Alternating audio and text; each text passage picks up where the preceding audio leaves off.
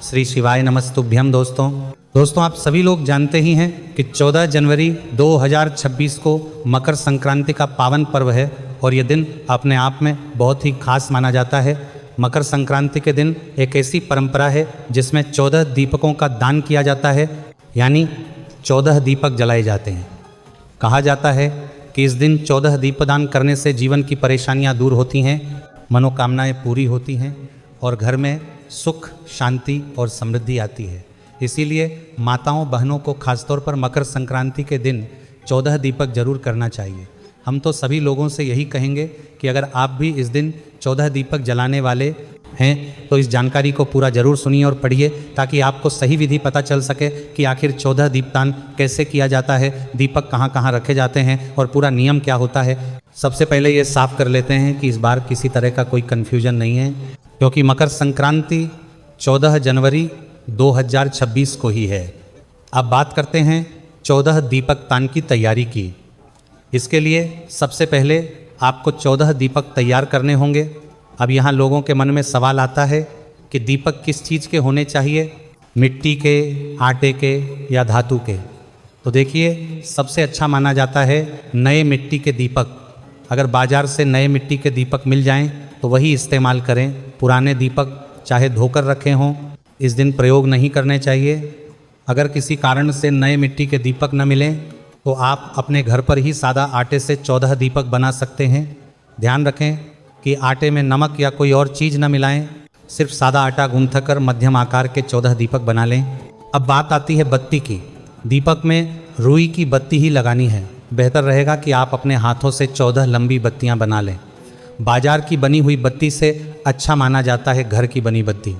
गोल बत्ती भी लगा सकते हैं, इसमें कोई मनाही नहीं है, लेकिन ध्यान रखें कि सभी दीपक एक ही तरह की बत्ती के हों, या तो सभी लंबी या सभी गोल। अब सबसे ज़रूरी बात आती है तेल की। 14 के 14 दीपक एक ही तेल से जलाए जाएंगे। मकर संक्रांति के दिन सबसे श्रेष्ठ माना जाता है तिल का तेल।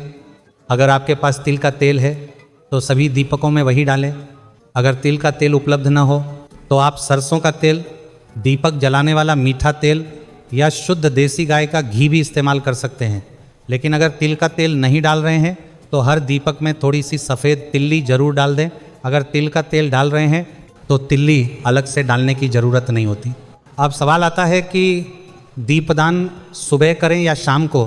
तो देखिए, आप 14 दीपदान सुबह भी कर सकते हैं और शाम को भी, लेकिन किसी एक ही समय करना है। माताओं बहनों को सुबह और शाम दोनों समय दीपदान नहीं करना चाहिए। अगर शाम को कहीं जाना है तो सुबह कर लें, और अगर सुबह समय न मिले तो शाम को प्रदोष काल में दीपदान कर सकते हैं। अब बात करते हैं कि ये 14 दीपक कहाँ कहाँ रखने हैं।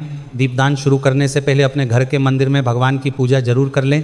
सबसे पहला दीपक अपने घर के पूजा घर में भगवान के सामने रखें। दूसरा दीपक अपने घर के रसोई घर में माता अन्नपूर्णा के नाम से रखें।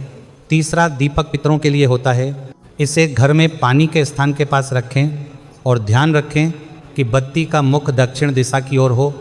चौथा दीपक तुलसी माता के क्यारे के पास रखें। पांचवां दीपक अपने घर की दहलीज या मुख्य दरवाजे पर दाईं या बाईं किसी एक ओर रखें। इसके बाद छठा दीपक किसी पवित्र नदी या नदी घाट पर जाकर रखें। अगर आपके आसपास कोई नदी नहीं है तो घर में पीतल या कांसे की थाली में शुद्ध जल भरकर उसमें थोड़ा गंगा जल डालकर उसी जल के बीच में दीपक रख सकते हैं। सातवां दीपक बेलपत्र के वृक्ष के नीचे रखें। आठवां दीपक पीपल के पेड़ के नीचे रखें। नवां दीपक आंवले के पेड़ के नीचे रखें।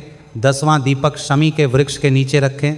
11वां दीपक वट यानी बरगद के पेड़ के नीचे रखें। 12वां दीपक किसी भी शिव मंदिर में रखें। 13वां दीपक गौशाला में या गाय के पास रखें। 14वां और आखिरी दीपक किसी हवन कुंड के पास रखें। अब बहुत से लोग कहेंगे कि हमारे आसपास ये सारी जगह या पेड़ नहीं है, तो इसमें परेशान होने की कोई ज़रूरत नहीं है। जो जो जगह आपको मिल जाए वहाँ दीपक दान जरूर करें।